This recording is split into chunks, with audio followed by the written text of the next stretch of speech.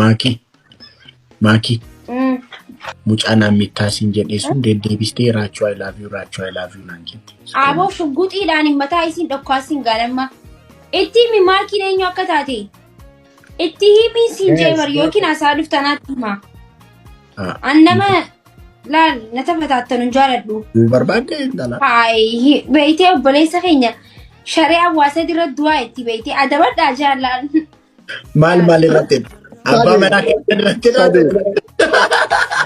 Ara Maki adis takkasakina. Bonaadha.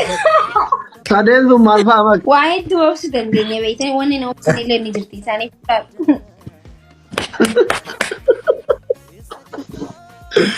Raachu siimee ansi jecha karallee ni jibsiisa je. Si jecha qeerroo walitti qabee biyya guddisuu hin danda'a. Si ganee miraachi.